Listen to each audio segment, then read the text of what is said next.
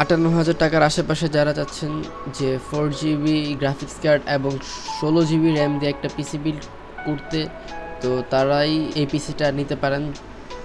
So দেখা যাক processor হিসাবে কি আছে। প্রসেসর হিসাবে আছে Ryzen 5-এর 5600G, এটার প্রাইস হচ্ছে 13,200। এটার স্পিড হচ্ছে 3.9 আপ টু 4.4 গিগার্স পর্যন্ত। এটার ক্যাশ এমবি হচ্ছে 16 MB ক্যাশ, 6টা কোর 12টা থ্রেড। সিস্টেম হিসাবে আছে DeepCool-এর AG400 প্লাস CPU কুলার, এটার প্রাইস হচ্ছে 2,300 টাকা। মাদারবোর্ড হিসাবে এখানে আছে Gigabyre-এর A520M, এটার প্রাইস হচ্ছে 10,200 টাকা। এটাতে 8GB ফিউশন 2.0 সাপোর্টেড। এটাতে ম্যাক্সিমাম র্যাম ইউজ করা যাবে 128GB পর্যন্ত, গ্রাফিক্স কার্ড ইউজ করা যাবে 16GB পর্যন্ত। র্যাম হিসাবে ইউজ করা হয়েছে টাফ গেমিংয়ের 8GB করে দুইটা স্লট, 3200 মেগাহার্টজের 16GB র্যাম। স্টোরেজ হিসাবে আছে HPEX 900M.2 500GB।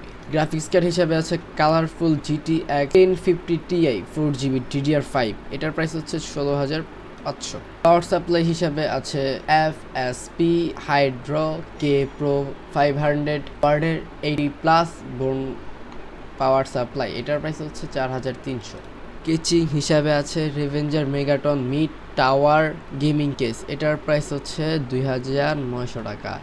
এই হচ্ছে আজকের এই পিসি বিট। এটা দিয়ে আপনার freelancing, graphics design, video editing, ইলাস্ট্রেটরের কাজ করতে পারবেন, ফটোশপের কাজ করতে পারবেন, এবং কি GTA 5ও এটাতে 1080p ভালোভাবে গেম প্লে করতে পারবেন। সো আজকের ভিডিওটা এই এতটুকুই।